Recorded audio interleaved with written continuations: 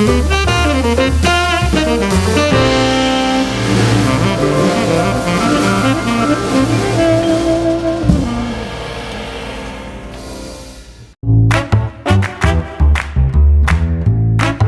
Wind River Resort and Casino, we like to celebrate life's little moments.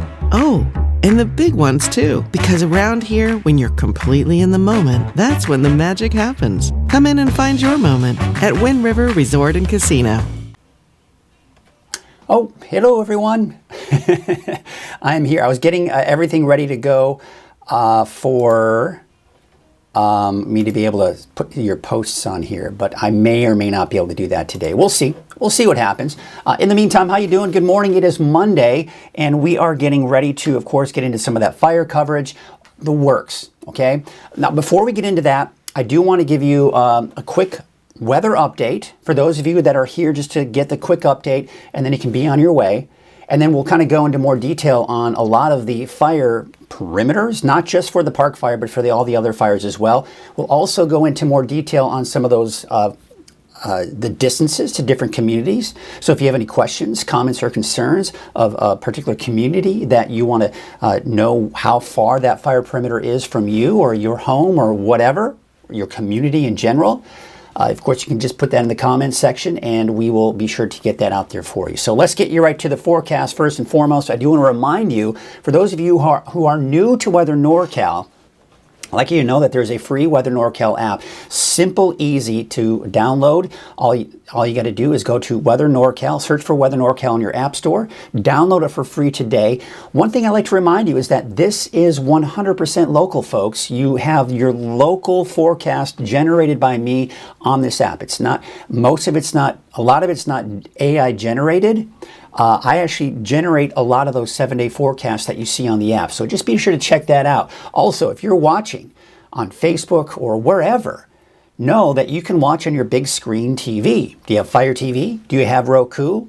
You can watch. There's a free app for your Roku or Amazon Fire Stick. You can also, if you have a smart TV in general, maybe you don't have Roku, maybe you don't have Amazon Fire Stick. Even if you have Apple TV, well, of course, all you have to do is use the YouTube app on your smart TV or from Apple TV, search for Weather NorCal, and you can watch the live streaming channel there as well. And the cool thing about the YouTube app on the smart TV and Apple TV is the fact that you can watch all of the latest forecasts as well. So that's kind of neat. All right, let's get you to the forecast. Temperatures right now are in the low to mid 60s in the valley. We've got 40s and 50s for many of the higher elevations. Visibility is looking actually pretty good. 10-mile visibility out in Crescent City. And in Eureka, we're looking at visibility of about 9 miles. Let's take a look at that sunset camera here real quickly here. This is looking out in Crescent City, and you can kind of see some of the overcast skies, but the clouds are not terribly low at this point. Again, the visibility anywhere between 9 and 10 miles out along the coast. Here's your out-the-door forecast for your Monday, July 29th. Hazy. A little smoky in some spots here. Also some fog along the coast this morning, but not the low clouds that we typically see with a lot of the fog, just some of the overcast skies. But otherwise, sunny skies for Trinity County. Siskiyou County may see some haze. Some of that smoke may work its way up towards you, but more sunshine there. Here's what I have in store for us today. South of Red Bluff, south of Chico, you're looking at mainly sunny skies, not much way of smoke or haze. But north of that, that's where you've got the smoke and haze. And of course, those temperatures still not bad in the low 90s for most of us in the valley. Taking a quick look at your 7-day outlook, and that's going to call for temperatures slowly increasing. Yes, we've got another heat wave heading our way. But we're still, 105, 106 by the weekend. It's the long range. It's beyond that we could be flirting with 110 degrees. But that's a long way out. Let's just get through this week, right? Here's your coast 7-day forecast inland and also for Trinity County. Of course, you've got those temperatures mid-60s, give or take, for the coast. Temperatures increasing elsewhere for the inland, for the mountains. Smoky, hazy for Siskiyou County, Modoc County. Also to the east in Lassen County, eastern mountains. Temperatures also increasing in these areas as well. All right, that is a look at your forecast here. Before we get into that, let's check in with everybody and see how you're doing here. We're going to go to the chat here and see if there's anything that we need to kind of just address here, if there's any questions. All right, a lot of you chiming in this morning. That's fantastic. Thank you so much for chiming in. Oh, no. I need to refresh it because that's from yesterday. I thought it was kind of a little busy and active here. All right. Well, we're going to get some of those. Oh, well, why don't you just give forecast? Why don't you just give forecast this every day? Curious what you mean by that, Ron. Give me a little bit more detail. That's what I like to do at the very top, right? And then I also have a Krueger's quick cast, which you can check on the website if you're just looking for a quick forecast. Because as you know, I do a lot of detail in my forecast, and that's why I've generated every morning. I update it. It's called Krueger's quick cast. Let me show you how you can get to that. We're going to go to that. We'll go to weathernorcal.com. And let's go to where it says forecast videos right here, very top. See where it says forecast? Oh, I've got to show you here. weathernorcal.com. There's the forecast videos there at the very top. You see that right there? I'm kind of highlighting it right here. You go to forecast videos and you go right here, Krueger's Quickcast. Now you do that, you're going to get the forecast in about 1 to 2 minutes. And it's just for today's weather, and that's it. I don't even do the 7-day forecast. I just show you real quickly here what the forecast is for that particular, for all of Northern California.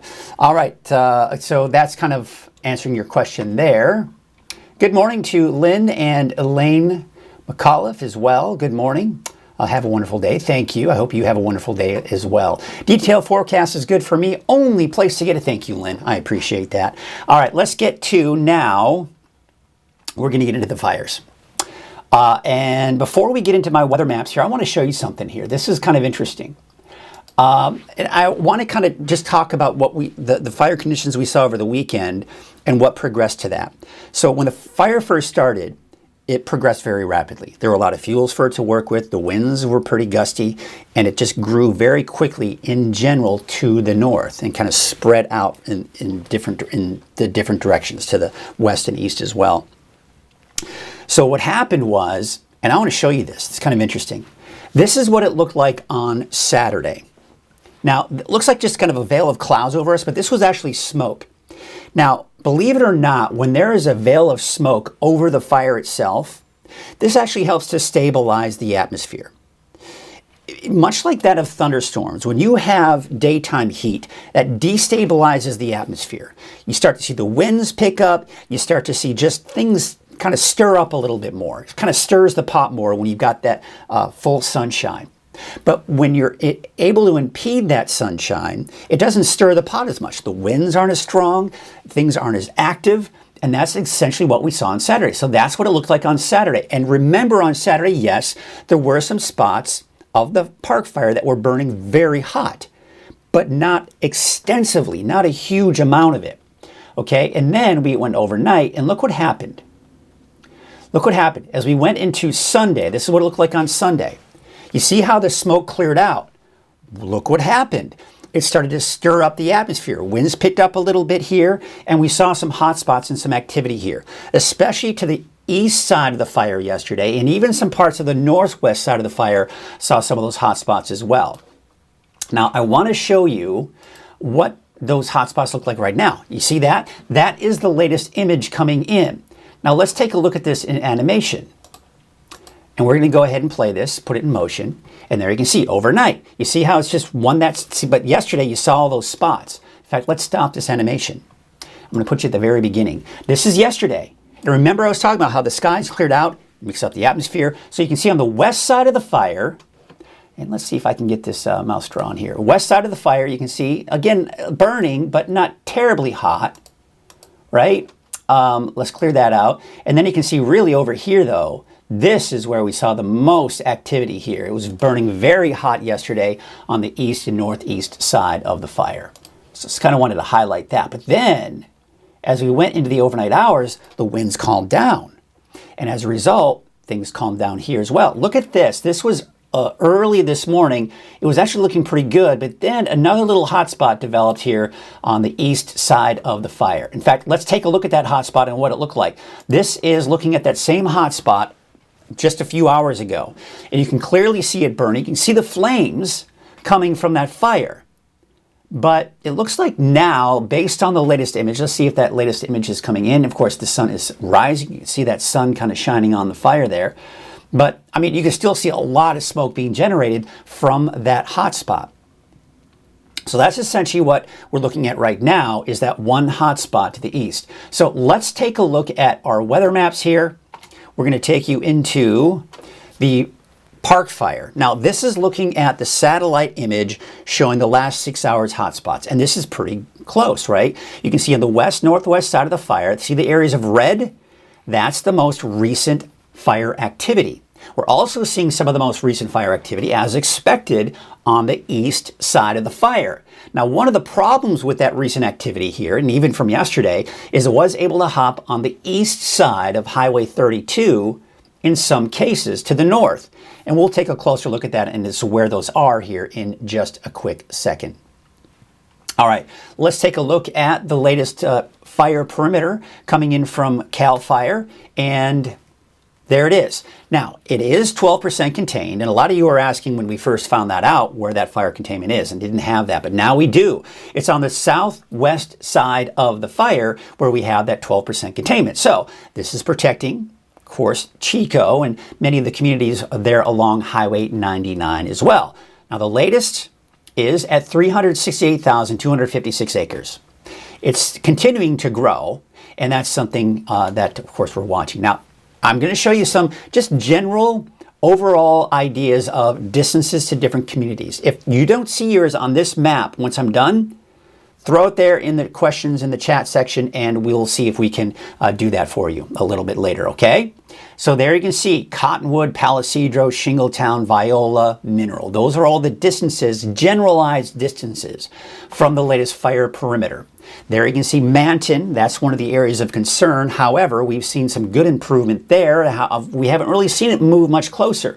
If you look, there's that ridge where that fire stopped for now. And so it's about 3 miles from Manton. Let's take you to the south, and there you can see Magalia, and there you can see Paradise. Magalia up close, just under 7 miles and just under 6 miles from Paradise. Let's take you to the area where we did see it. Now, this is where we saw some activity in the last 12 hours. Now, it did butt up against, you can see that spot fire, that line of a spot fire here, that butt up against the west side of Highway 32, but didn't cross over Highway 32, but just that one little spot right there. We take it to the south, yes. Now, we look at the community of Lomo. Just north of Lomo, it did hop on the east side of Highway 32. You'll also notice just to the south of Lomo, there's that one spot fire there as well. But for the most part, the fire has been able to stay to the west of Highway 32. All right, let's take you to some other fires here. Here's the Gold Complex. Now, the Smith fire a few days ago was 100% contained. Latest on the Mill fire, 75% containment, just under 3,000 acres. We take you out to the Hill fire. Latest containment there, that just came in the last hour or so, is at 61% containment. And we take a look at the latest containment. This is about a day old. No recent updates are coming in on the Shelley fire. Still at about 15,520 acres, again, as of the latest update, and at 89% containment. All right, let's go and take a look at the wind gusts. A lot of you are there and say, hey, what's going on with the winds? What's happening? All that. All right, let's take a look at that. Right now, the winds have calmed down this morning. We take a look at the forecast. I put in the park fire perimeter in there as a point of reference.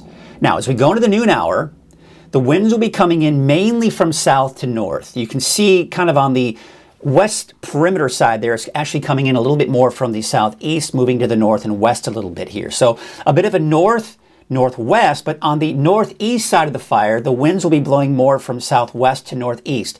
So there are going to be different wind directions for different parts of the fire.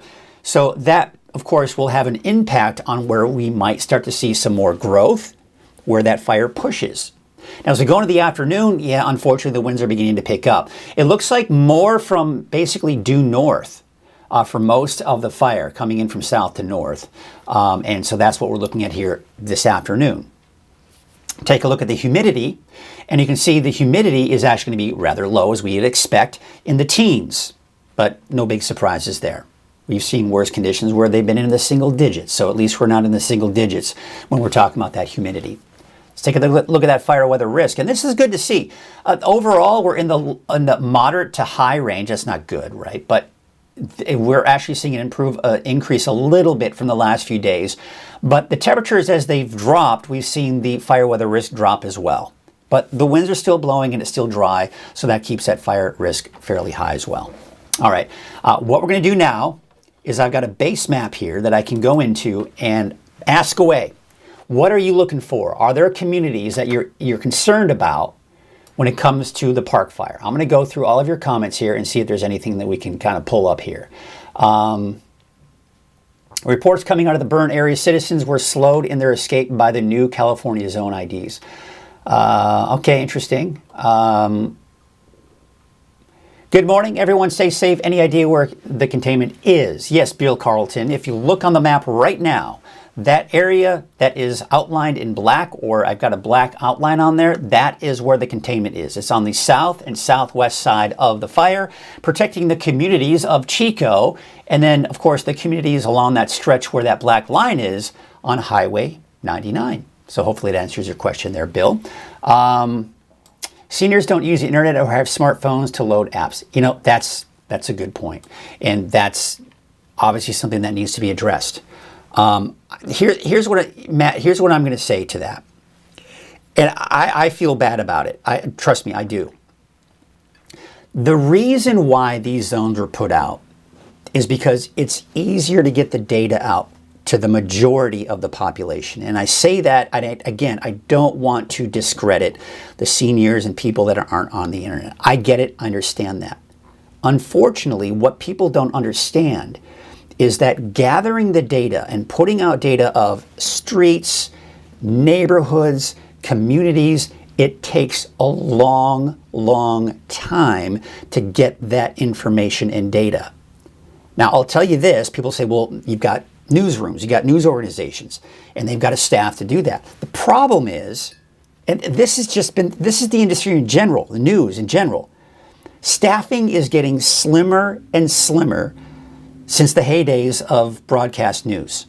That's just a cold hard fact. There's no getting around that. So when you've got an already, a staff that is overworked because they're probably working overtime, and they're slim in the staffing, it just takes a long time to get that data out, to say, oh, this street, this street, this street, this street. It takes to gather all that data, put it online or get it out there, it takes a long time. So by putting out the zones, it just eliminates the need to do that, and it makes it a lot easier to get that out. So again, I see that, and I feel bad. And I feel bad having to even say that and communicate that. That's not something I wish I could say, but that's just the cold, hard reality and truth and fact about it. So yes, Matt, citizens don't have access to the new California zone maps, and those new maps aren't being made available to victims. Again, I get that. I understand that. But as much as I hate to say it, this is the wave of the future, isn't it? Right? It's all about technology. Almost everyone, and I see homeless people on the streets every day with phones. People have phones, okay? And that they have apps, and the app allows you to check that out. And even though they're away from their home, they probably have a phone and access to the internet because of their cell phone data. All right, let's see here. Good morning to you, Justin. I was told that some of those mapped hotspots are actually backfires that the firefighters, yeah, probably. That's probably a very good case. When they make these fires, that gives the fire itself less to burn as it kind of approaches. The east flank, pretty stable. Some thick smoke in Chester, doesn't surprise me. I think the tough part with knowing the zones is it's a totally new number to remember. It's not your zip code or something. Yeah, no, you're right. This is a transition. We're in the middle of a transition from the old way of reporting evacuations to the new way. And there are going to be kinks. There are going to be problems along the way. But once it becomes, known fact and everyone's doing it, I think that will solve that issue. So far, so good. Nobody's asking for particular communities that they want to do. But let's just do this, and I'll keep an eye as I'm doing this. I'm going to zoom in And we'll follow around the perimeter. And I'll start doing some, distances and all that good stuff. Let's start at the very bottom. So you can see the containment line. That's the black line. That's where we have that 12% containment. So it protects the community of Chico, Northwest Chico, right? We'll zoom it in here, get some of these towns in here. So there's along Highway 99. So once we get up to around Vina, right, you don't have that containment. That's also the case for Los Molinos, and we also have that case. So let's just start working our way up this way. I've been typically kind of going, let's go clockwise. So we take a look at Los Molinos. Let's take a look at that. Take a look at the distance from there. Let's take it from this spot right here, and about 6 miles. From here, it's about 7.4 miles. Okay, so we've got that. Let's take you up to the north towards Dairyville. And it looks like we are seeing that one little sliver there getting closer and closer, still in the foothills, not kind of coming down that foothill there, the hill, but not quite in the valley just yet. From Dairyville, we're at just under 5 miles. Now, what I want to do here, we're going to zoom it in here nice and tight, and we'll get some streets in there. Because obviously there's farms, right? So you got farms right there. Shasta Boulevard and Day Avenue. So how far are we from those streets? Well, let's get that little sliver right there. From Day Avenue, just under 3 miles. From Shasta, just under 3 miles as well. And then, of course, there's Highway 299 and, Highway 99. And then, again, just under 5 miles there to Dairyville. Let's take a look at Foothill Road. From the south of Foothill Road, about 1 mile. As you start heading north, about 3 miles. So, of course, that moves to the north and west. Okay, so we've taken a look at Dairyville and some of the streets there. Let's zoom it out here. And now we're getting into, just to the east of Red Bluff. So what does it look like for Red Bluff? Well, let's take a look at the latest. There it is. Red Bluff proper is approximately 10.5 miles. A lot of people have been asking, is this going to cross the Sacramento River, especially early on? And at this point, I mean, the way things are going, it doesn't look like it. Now, if it continues to grow, sure, yeah. But as of right now, we haven't seen a ton of activity. Things are certainly looking better, but, we still got a long way to go to get this thing contained. There it is, Paynes Creek. Let's get you right there into some of the streets. You've got Lanes Valley Road, Paynes Creek Loop. You've got Moulton Loop. And then Lanes, as you start heading around the intersection of Moulton Loop and Lanes Valley Road, kind of in that general area. Just to the north of that is where you have the area that is outside of the containment, or outside of the fire perimeter, that is. So I know that there were most likely some homes that were either damaged or burned down in the Paynes Creek area, unfortunately. But one thing you have to remember is that just because your home or street is within the fire perimeter does not mean your house burned, because there's a lot you don't see there on the ground, and that is the firefighters protecting homes and protecting those communities as well. Oasis Springs Ranch Road is within the fire perimeter. And then, of course, we get close to Manton Road. So there's the very north end. And this is what I was talking about, that there's this ridge. Let's get the different color on here. And I was talking about that ridge. That ridge is right, oops. Okay, here we go, there we go. Here's that ridge. All right, so it's kind of going up and then down.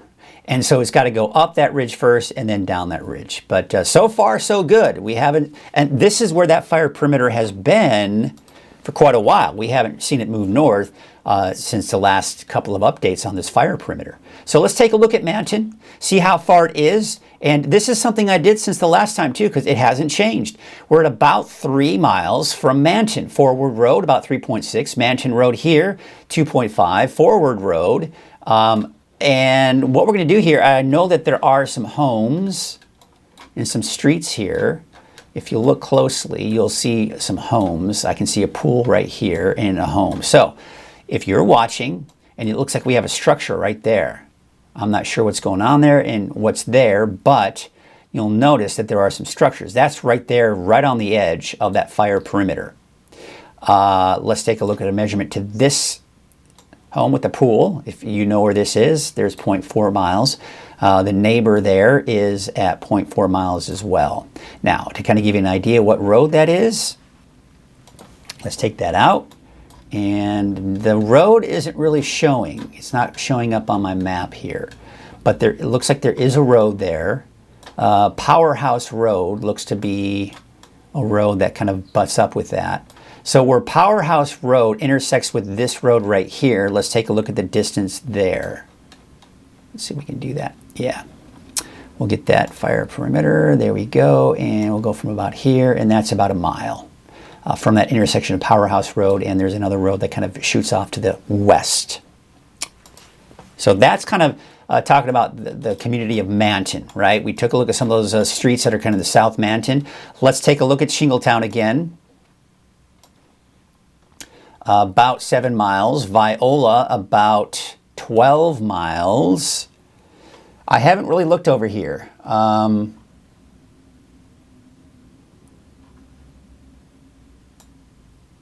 Let's see if there's any other questions here. Good morning. There we go. You mentioned Mansion and the Ledge. Could the fire shift and go downhill? Yeah, absolutely. Listen, it can go up the hill. It can go down the hill. If we get a good wind coming from the south, it can help push that.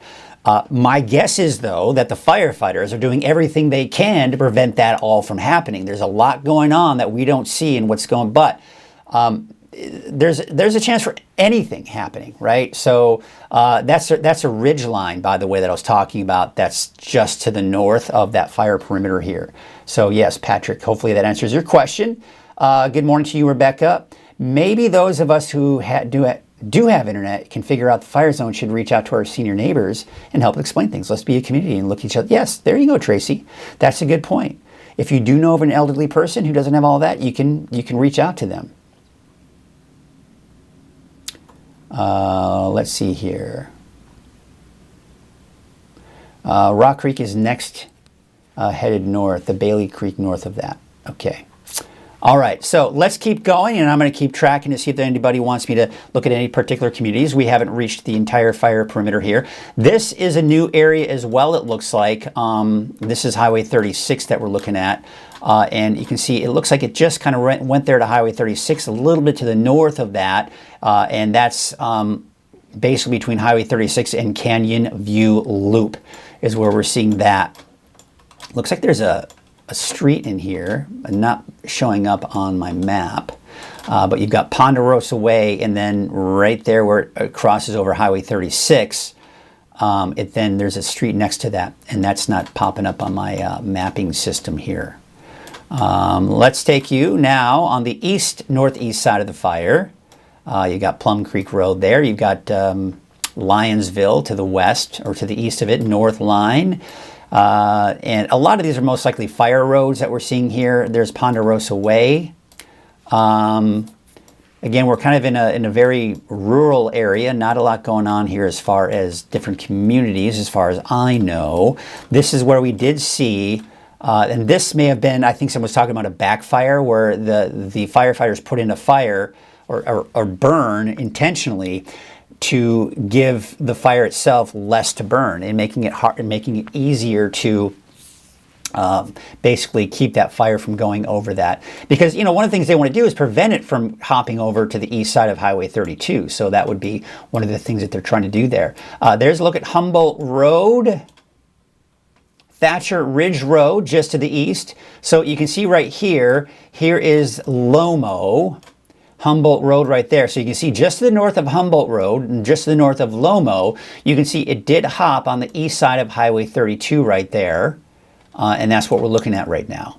And there's a spot fire that did reach near Cedar Creek Loop Road in that area, just to the east of Highway 32. Carpenter Ridge Road there to the east. And so we're just going to keep going down here, and you can see it stays to the west of Highway 32. There you go. No communities here at this point. Still to the west, it looks like there's a spot right here. There's Platte Mountain Road. If you're looking for a point of reference, Platte Mountain Road right there to the east of Highway 32, just barely. Let's see here. Looks like we're beginning to see we got a structure right here. Let's take a look at the distance. You may know what structure that is. If you don't, well, there you go. See, 0.2 miles. I think we're getting in close to maybe Forest Ranch at this point. Are we? Are we? No, not quite. We're not there just yet. Okay, so there's a structure there. Looks like we have, doesn't look like a home there, but we've got, we're starting to kind of get into some, we've got Home Place Loop, Headwaters Road. Let's just kind of give you some ideas there, how far it is from some of those. Home Place 0.4, Headwaters 0.5, Catalyst Way 0.7. Okay, we'll keep going down here, west of Highway 32. West of Highway 32, there's Stage Road. Now we're getting into Forest Ranch. And this, as you can see here, it looks like it just barely, if maybe just touching Highway 70, Highway 32, or Deer Creek Highway. There you can see Stage Road right there. Let's take a look at that distance. It's going to be a pretty big, thick, it's basically less than 1/10 of a mile. It's very close. All right, and we'll take it here. And again, you got a home that's just butting up right there. There's Stage Road where it meets Deer Creek Highway, and there is a home right there. So we can only hope for the best on that one. You can see plenty of homes, actually. There's a home right over here, just barely outside of that fire perimeter. So you can see some of the homes that we're seeing here. We're getting into some people's homes, their livelihoods, right? And it's just getting way too close for comfort. There you can see it kind of starts to veer away. So that's good to see. Looks like we have a big structure here as well, but again, that's kind of getting far away from that. If you know that structure, let's take a look at it. Looks like it's about 0.7 miles. And from this section here, about the same. That should do it there. All right, let's take a look now to the south side here. Again, you can see there's just spots where it's touching Highway 32. There's Tollgate Way. Dorrit Drive. So we're seeing some homes here as well. So it's just barely hopped over the east side of Highway 32 at Dorrit Drive. There you can see some of the homes. Canyon View Drive. Humboldt Park Drive and Black Oak Terrace, I believe is what that would be here.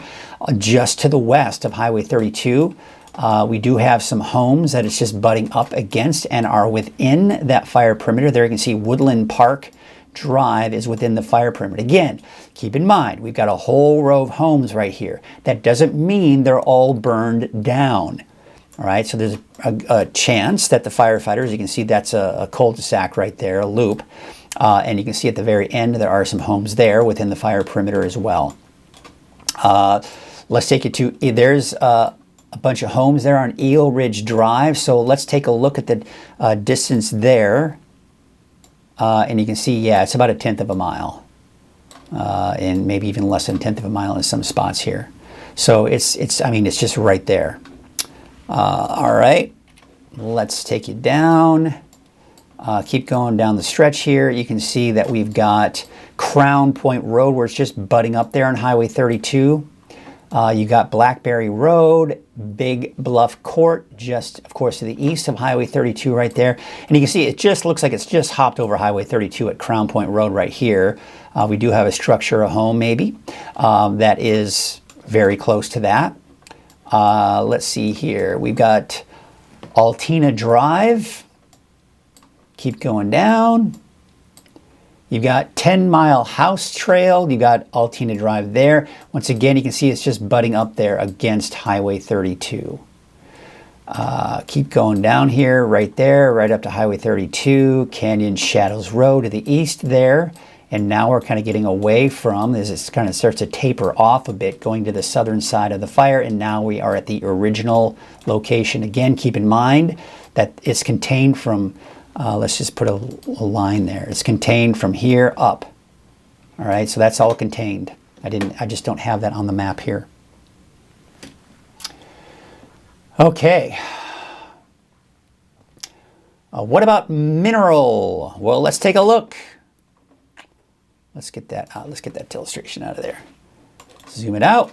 We'll go up to mineral and see where it is on, there it is. There's mineral. Let's take a look at the location here, and there's that latest right there. You're at about 7.5 miles for mineral. All right. Lake California. Let's take a look at Lake California. Oops. And Lake California is right about, well, I know there's the lake. Where is it? Sometimes it doesn't show up on my,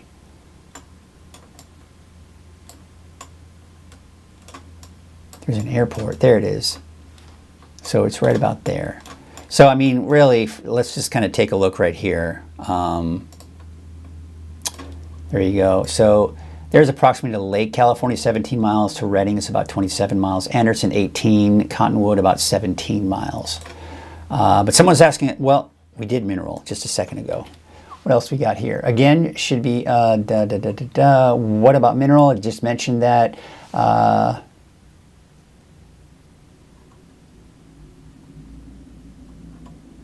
How about Coleman National Fish Hatchery on Battle Creek, my former place of employment? That is, what is it, around Anderson, right? We might be able to see the fish hatchery here. Is that might be it. Is that the fish hatchery? No, that's a community. I know the fish hatchery is somewhere like south of Anderson. I don't have it. That's going to be hard for me to find. Yeah, sorry about that. That's going to be a tough one to find. Oh, okay. Coleman Fish Hatchery Road. So let's see if we can find the fish hatchery. I don't know. Oh, there's Battle Creek Road. I know I've been to the hatchery before, but it's been a while. Is that it? Is that the hatchery? That looks like those are solar panels. I apologize. I couldn't find that.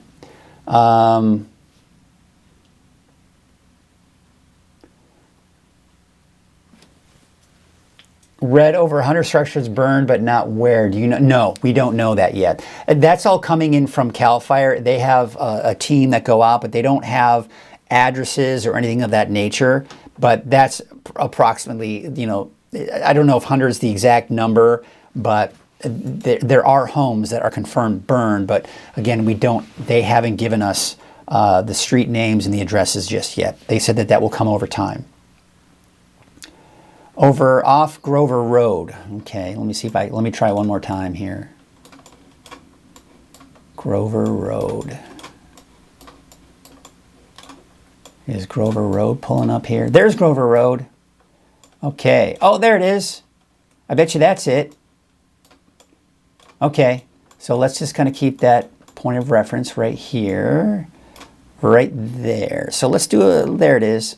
Oh, I kind of lost it when I looked down, but I think it's right about here, about 10 miles. Let's zoom it in here and see if that's the case. Yep, that's it. 10 miles. About 10 miles. All right, we got it. There you go, Jim.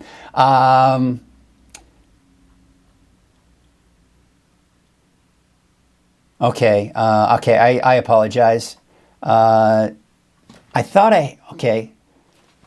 try that again. Let's try Lake California. Is this it? Is this Lake California? I think it is.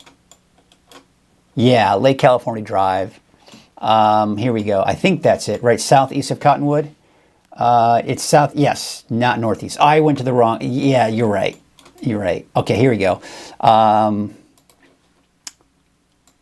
It's like I know of all these places, but sometimes I can't exactly remember exactly where they are. Okay, 11.7 miles to Lake California. That's to the lake itself. I know that there's an airport out there. So let me see what I was seeing. Oh, I probably saw that maybe the Reading Airport is what I was looking at. There's an airport out there, isn't there? Is that the airport? Where is the airport? I know that there's an airport out there.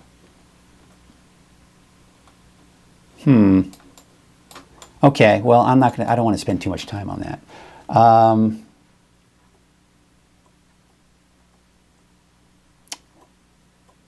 Let's see here. Okay, there we go. All right, we got it all. We got all your questions in there. We got it going, and we were able to, address any questions, comments, or concerns about different communities. So glad I was able to get that in for you. All right, let's do this now. We're going to kind of transition back into a forecast. And before we get to the forecast, today is Monday, and Monday is, of course, Turtle Bay Wonderful World of Animals. Now, because I was on vacation, I didn't have a good backlog of making some new, so we have a repeat, but this one's fun. This is of the vulture.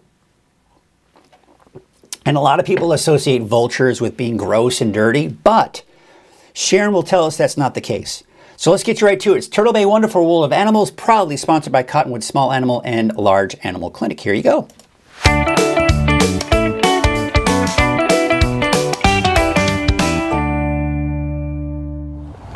Hello everyone, I'm Mike Krueger from Weather NorCal. We got Sharon Clay from Turtle Bay. This is your Turtle Bay Wonderful World of Animals. And this is gonna be a fun one. I'm wearing a really cool glove, not because it's fashionable and it's the coolest thing these days. It is, cool. It really is. Kids are wearing it. It's what the kids are doing, totally. Only in one arm. Yes, only in one arm. Apparently that's the cool thing. But no, we've actually got a vulture today, right? We do. Ned. Yes, are you ready to meet him? I am, I'm ready. Okay, so we're gonna give it a little bit of thing and we're gonna give you a fun experience. We'll see how this goes. Here we go. Here he comes. He has got a four-foot wingspan or so, and there it is. Sometimes those wings hit you right in the face. Yes. But that is Ned. He is a black vulture, and he's going right back over there. All right, and then we'll bring him back over so everyone can see him up close a little bit better. Here we go, and we'll just chat for a few minutes. So Ned, we were talking about earlier, not the biggest fan of men typically, right? Not typically, he's with us. He's been with me for a very, very, very long time, over 30 years. And early on in his life, he was actually abused by men. Oh. And so he has held that grudge a very long time. I don't blame you, Yes. But I feel honored that he flew onto my arm as a man, right? That's right. At least I'm pretty sure I'm a man. I think so. Okay. I think so. Just get in touch with your feminine side and you'll be okay. Yes. So black vultures are found in the southeastern United States, and they don't have a sense of smell like their cousin, the turkey vulture. So turkey vultures have an amazing sense of smell. These guys follow turkey vultures, and that's how they get their food. And then they scare the turkey vultures off and they get to eat first. Okay. And they're found in the southeast. Ned is a rescue. He was found injured in Tennessee. And like I said, he's been with me a very, very long time. And we are celebrating International Vulture Awareness Day on September 2nd. And so we want everybody to really learn to appreciate these amazing birds. They are the ones that keep us healthy. These guys are the ones that keep all the disease away. Wow, that's awesome. So and who knew that there was an appreciation of vultures? But that's awesome. I appreciate you, Ned, for coming out here. I appreciate you accepting the fact that I'm a man and I won't hurt you, because I would never do that. And I thank you, Sharon. And anything kind of exciting going on with Turtle Bay these days? Well, we are having a special International Vulture Awareness Day program where you'll get to meet Ned in person, as well as our turkey vulture Buzz. And we will talk all about vultures of the world and just how absolutely amazing they are, so that when anybody sees a vulture now, they'll actually look up and smile instead of thinking that they're gross or dirty or anything like that. And that's coming in early September, like you said, It's right? September 2nd. Awesome. That should be a lot of fun. Be sure to check that out. Thank you all so much for watching, and we will see you next week on another edition of Turtle Bay's Wonderful World of Animals. All right, well, there it is. Of course, as you know, that was a rerun, so September has come and gone, but that was from last year, September, by the way. So that appreciation, of course, you're not going to be able to see that, but I'm sure that you will be able to see Ned, and hopefully you learned a little bit about vultures. And again, people associate them with being gross and dirty. They're on the road eating grossness, but that's what helps to kind of keep disease away from us. So we can be very grateful and thankful that vultures are part of our community. Isn't that great? All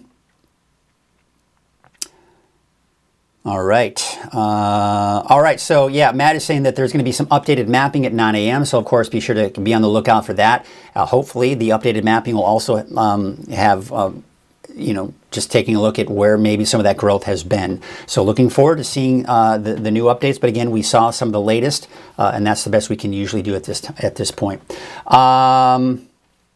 Let's just have a little fun here. I finally was able to get everything figured out on that, and we have got Vicky saying good morning and welcome back. Well, Vicky, thank you. As some of you may or may not know, I've been on vacation for the last week and a half. I wish it was a month and a half, but the last week and a half in Mexico. But I was still able to do my duties for most of those days. I did have Brian Wilson, my weekend meteorologist, fill in for me for some of those days. But it was nice to get away. But it's also nice to be back, and especially it's good to be back now that we've got the park fire to really keep a close eye on, and that's kind of what I want to do, is give you some of the best coverage. I was still able to do that while I was in Mexico, and in fact, quite honestly, just as effective, because everything that I can do here in the studio, I can do anywhere in the world. So that's what I love. I can do a lot of remote, go on vacations with the family and do a little bit of work on the side. By doing some of those updates here for you. So yeah, there you have it. That's why she's saying welcome back, because I have been gone for the last week and a half. All right, let's get you to the forecast. Before we do that, we're going to kind of pause and remember who Coffee with Krueger is sponsored by. It's made possible by Wind River Resort and Casino. At Wind River Resort and Casino, enjoy friendly service, a wide variety of specials and promotions, plus all of your favorite slots and table games. Again, I want to thank Wind River for their support. Let's go and take a look at the picture today. And I've been getting some great, and I love it. Thank you all so much. But every once in a while, we want to step back from the fires and go, all right, let's remember the beauty of where we live. And I love this shot. And it's kind of interesting. George sent in this image, said he was up there. It's off of, if any of you are familiar with the area, Panther Meadows is what he was looking at here. And I think I put Lassen Peak in there. I shouldn't have. This actually should say Mount Shasta. But this looks like Mount Shasta is erupting in that cloud there. But this is a beautiful panoramic shot. By the way, again, that should say Mount Shasta, not Lassen Peak. I don't know why I thought that was Lassen Peak. But it was early in the morning. I don't know, right? But by the way, if you want to sit in your photos, do that. It's really easy. All you got to do is download the app for free. That's the first step, right? You got to make sure you have the app. And once you have the app, you scroll at the very bottom, you tap Share Your Photos, and it'll walk you through it. As long as the photo is in your phone, it will ask to get access to your photo library. Once you give it, access to that, you can choose the photo you want to share. And it's really, really easy. Put your name, the description of the photo, and we'll see if we can't get it on here on Coffee with Krueger, my morning update, and on social media.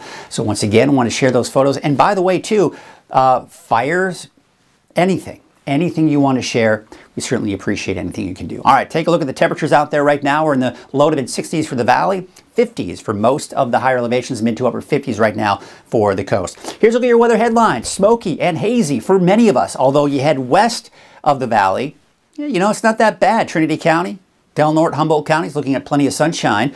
Warming trend this week, nearing 110 degrees in the valley, but that's not until next week.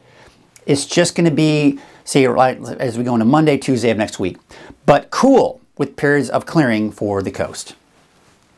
Pretty status quo there, right? Wind's not a problem right now. They will be picking up here later this afternoon, unfortunately, coming in from the south. Now, you'll notice the winds for this afternoon, this is 6 p.m., they're coming in from southeast to northwest, especially around the fire perimeter, and then, of course, coming into the north elsewhere. But as we take you into your Tuesday, what we're going to see here is, again, those winds picking up a little bit in the afternoon, but you'll notice the wind's not as strong Tuesday afternoon, which is really great to see. Then we go into Wednesday, same story. The wind's not as strong.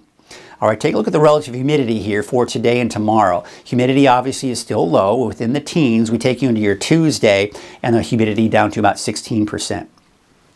Unfortunately, the data is not coming in past 5 p.m., so that's going to be inaccurate data. Let's take a look at the fire weather risk here for today. It is within that moderate to high range for the northeast side of the valley, but really where the vicinity of the park fire is, it's in that low to moderate range. And one of the reasons being is the temperatures have dropped.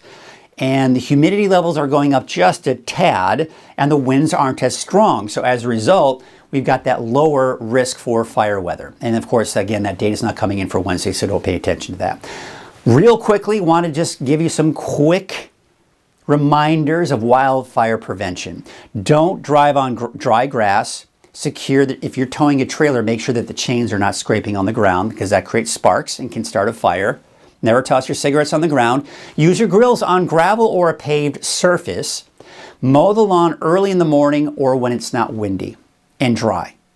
All right, so bottom line is, especially if you have to mow dry grass, make sure it's not windy out and make sure it's nice and cool out as well. So usually in the early morning hours are the best times. Never leave fires unattended and always properly extinguish those fires. All right. Pretty much common sense, right? But every once in a while, it's just got a nice friendly reminder. Now, for the most part, the smoke is going to be in this general area right here, really through the day and the next couple of days, actually. We'll start to see some of that haze kind of linger into places like Redding and even Red Bluff, but it's looking like it won't be as bad as we've seen for the last few days for Redding. We've been kind of smelling that smoke as well. But even going into tomorrow night, most of it's off to the east. And some pretty dense smoke, by the way, in the areas that are seeing where a majority of that smoke is. Now, we do have a system to our north. That's what's helping our temperatures to stay below normal. But once that moves out, our temperatures will be on the increase. But we'll get to that here in a second. Take a look at, of course, the clouds. Maybe some clouds coming in later on tonight and into tomorrow morning. But otherwise, mainly sunny here for the valley as we take you through the afternoon. And some of the clouds dissipating here for Tuesday afternoon as well. We take you into your Wednesday morning. There you can see some fog redeveloping along the coast. I don't think, the data didn't come in, so don't pay attention to Wednesday here, as I get a little lack of data having some issues coming in at that point. All right, we have another heat wave in store for us. So there's that cooler air I was talking about. That's riding to our north, but once that starts to move out, and it's going to do that today, we're going to notice it's going to start to move out today, the area of high pressure to our south and east will slowly build this week. As a result, our temperatures will be on the increase after today. Then, by the time we get into Thursday, Friday, that ridge of high pressure really builds to our east. Now, here's the thing I want to point out. You look at this and you go, okay, this is a very big ridge of high pressure, but the center of that dome of heat is to our east. So we're on the outer fringes. So even though as we go into the weekend and early next week, even though this is kind of pushing to the south and weakening, it's still going to be very hot for us. In fact, it's going to be a little bit closer to us. And as a result, even though it looks like temperatures will be dropping, they'll actually be going back up and could be approaching that 110-degree mark for some of the hottest locations by the time we get into early next week. Warmer than normal, that's of course to be expected in the long range because we saw that dome of heat building in. Wave heights are looking pretty good if you do need to be on a small boat. The problem is it's not necessarily the wave heights you've got to be concerned about, it's going to be the fog. In fact, there will be some patchy, dense fog throughout the day today that you need to be on the lookout for. Otherwise, it looks like you have those calm winds from the north at about 5 knots, waves from the northwest at 3 feet at about 8 seconds. All right, here's a look at your forecast. Your detailed Trinity County forecast. There's your Weirville 7-day forecast right there.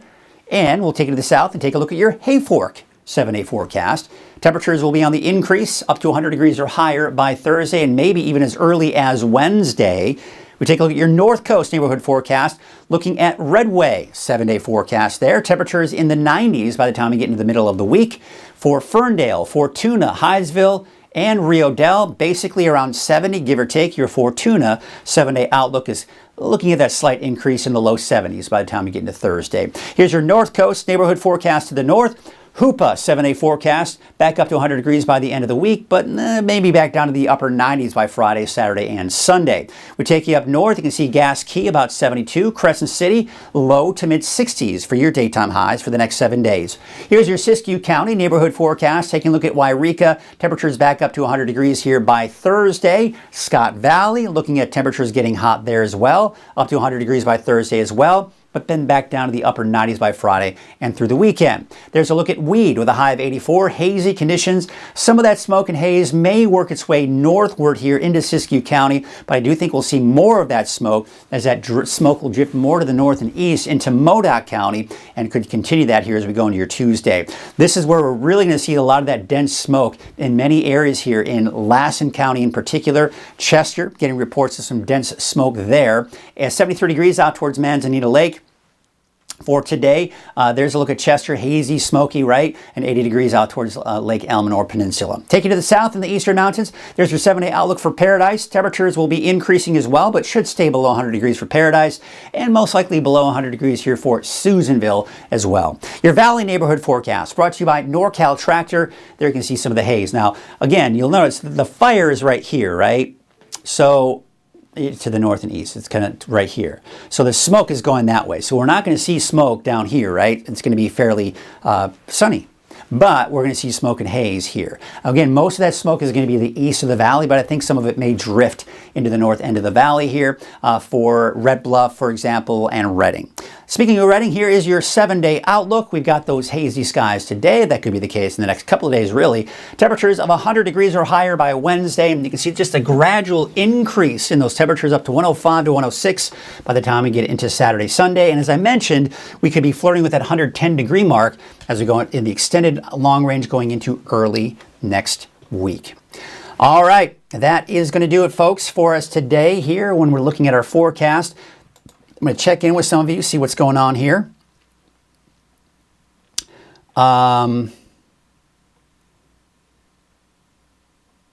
Let's see here. Thank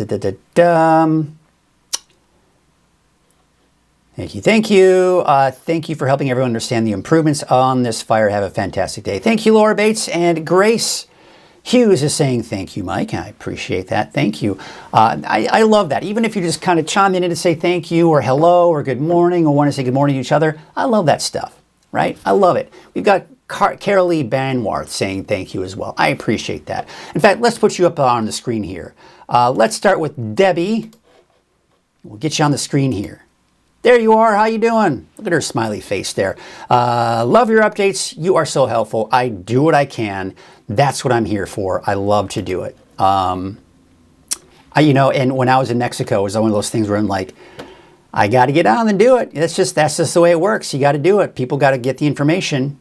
Thank you for helping everyone understand all the improvements on this fire. Have a fantastic day. We've got Grace saying thank you. Thank you, Grace, for chiming in. We've got Carol Lee. We've got Tracy Sackett chiming in, one of our regulars here. Pam Georgia. Carver saying happy Monday and thanks so much. Certainly appreciate that. Oh, look at this. We've got Lisa Hibben saying thanks, but no thanks on higher temps next week. Haha. Right? Exactly. Thank you for the report, but I'll forego the 110-degree temperatures for next week. I agree. It's getting pretty hot out there. Thank you, Lisa. I always love a fun comment like that as well. But that's what I'm here for. I'm here to give you the updates on the fires. I'm here to give you the updates on the heat waves that are heading our way. That's just the reality of it all. So thank you all again so much for chiming in this morning. I appreciate it. So glad you all could join us. We are going to wrap things up here with just a little bit of music. Let's see here. I think it's going. Let's just double check. Now it's going. We'll go ahead and get that going. Music should be going, right? And then we're going to take a look at a couple of cameras to kind of wrap up the show here. We're going to start off with Lake Oroville, North Forebay. In the meantime, you have yourselves a great Monday. If need be, I will do another fire update at 6 p.m. This evening, maybe between 6 and 7. We'll see. I still got to figure out the timing of when I'm going to do that. Maybe closer to 7 p.m. We'll see. But just to make sure you don't miss that update, make sure that you have your phones set to notifications, because I'll send out push notifications every time I go live to do updates on the fire. All right, so there you go. Thank you all so much. Have a great day, and we will see you either this evening or right here on Coffee with Krueger again tomorrow morning, made possible by Wind River Resort and Casino. Have a great day, everyone.